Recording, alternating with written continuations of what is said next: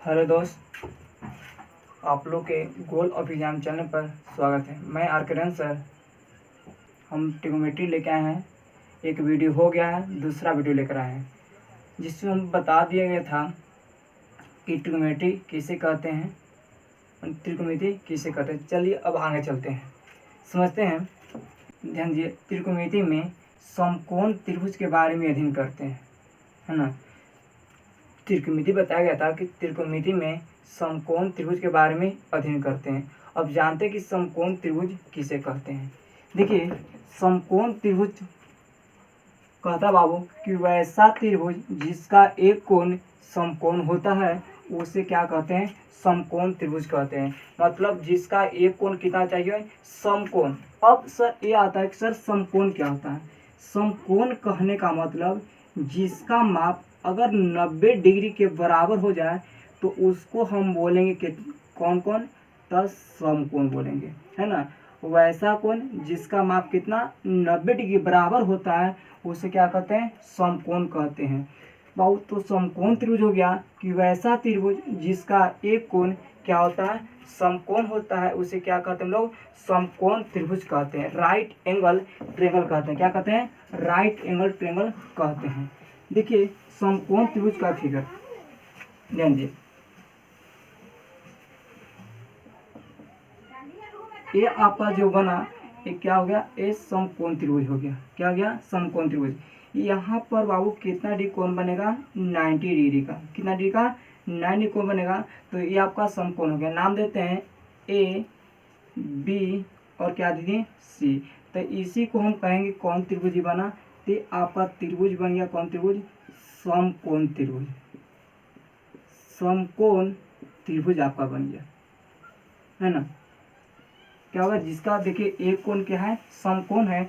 मतलब कितना डिग्री बराबर है, 90 डिग्री के बराबर है, तो क्या कहलाएगा, समकोण त्रिभुज। बाकी समकोण त्रिभुज में दो कोण क्या होता है, न्यून कोण होता है। दो कोण क्या होता है, न्यून कोण होता है। न्यून कोण कहने का मतलब ओ बाबू ध्यान देना कि 0 डिग्री से बड़ा होना चाहिए, 0 डिग्री से बड़ा होना चाहिए और 90 डिग्री से छोटा।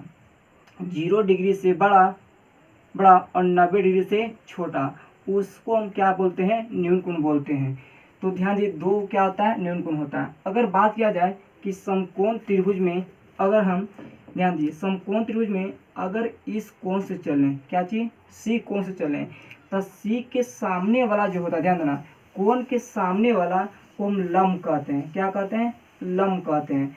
मतलब हम जिस कोण से चलें उस कोण को सामने वाला भुजा क्या होता है, लंब होता है। ध्यान देना, समकोण जिस कोण से चलने के लिए कहें, हमको थीटा कोण चलें तो थीटा के सामने वाला कोण क्या हो जाएगा, लंब हो जाएगा। और जो सबसे बड़ी भुजा होता है, ध्यान दीजिएगा, सबसे बड़ी भुजा होता है उसको हम बोलते हैं कर्ण।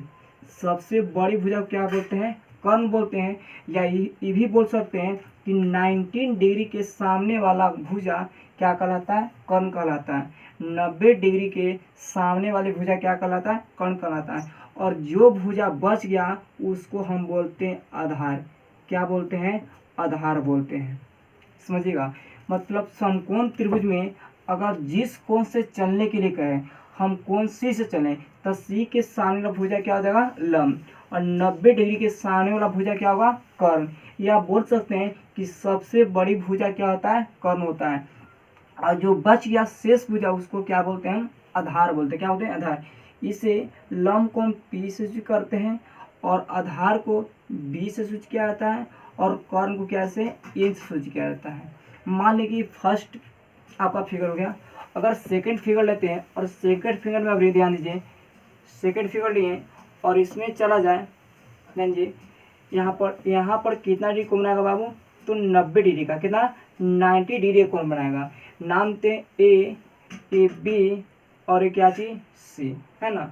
देखिए 90 डिग्री के सामने वाला भुजा हमेशा क्या होता है, कर्ण होता है ना। चाहे ही बोल सकते हैं कि सबसे बड़ी भुजा क्या होता है, हमेशा कर्ण होता है। ये चेंज नहीं होता बाबू, ठीक ना, ये हमेशा कर्ण होता है। अगर हम अबरी ध्यान दीजिए, अबरी कौन कौन से चले थे, सी कौन से, तो सी के सामने वाला क्या हो गया, लंब हो गया।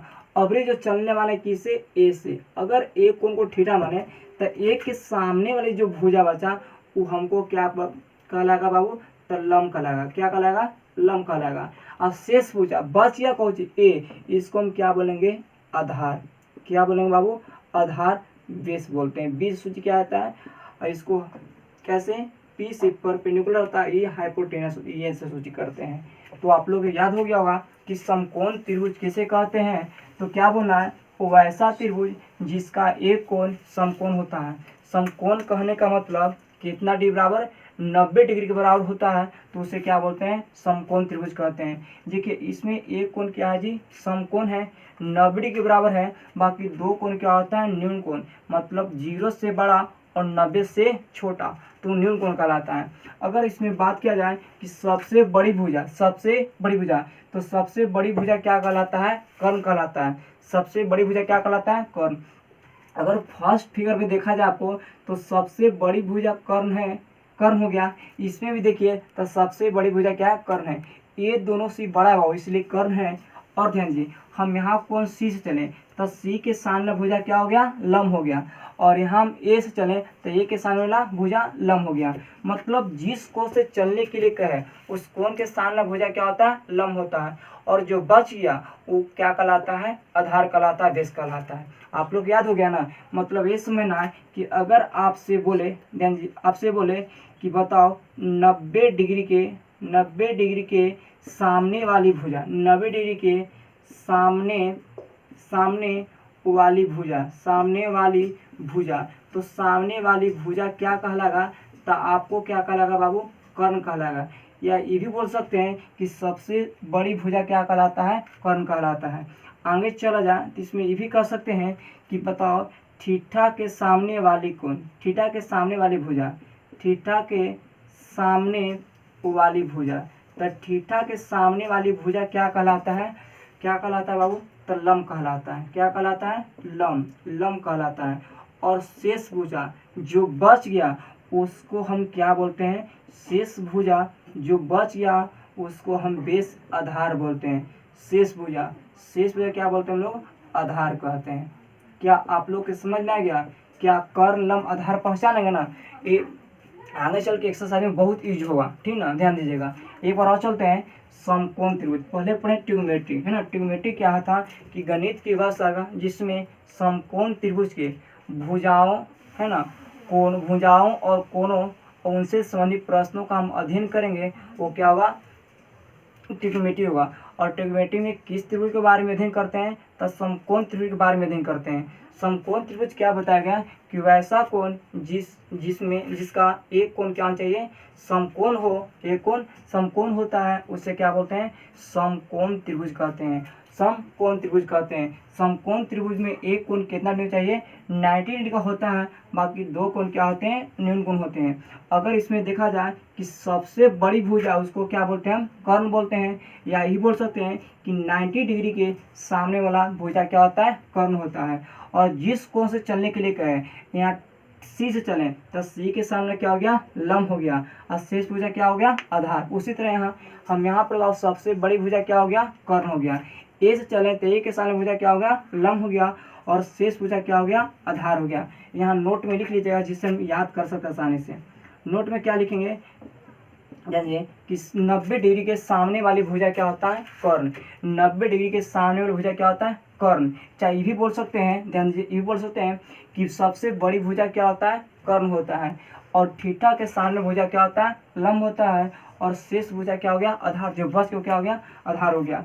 और यहाँ ध्यान दीजिएगा, ये कर्ण को हम ए से सूची करते हैं, लंब को पी से, और आधार को कैसे? बी से। आप लोग को याद हो गया होगा, तो इसको आप लोग स्क्रीनशॉट लीजिए, तब हम लोग आगे चलते हैं।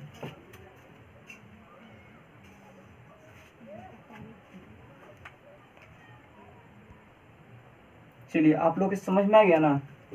तो आज लेते हैं, अब हम कल की वीडियो में मिलेंगे इससे आगे। ठीक है, आप लोग समझ में हो गया तो लाइक कीजिए, शेयर कीजिए, है ना?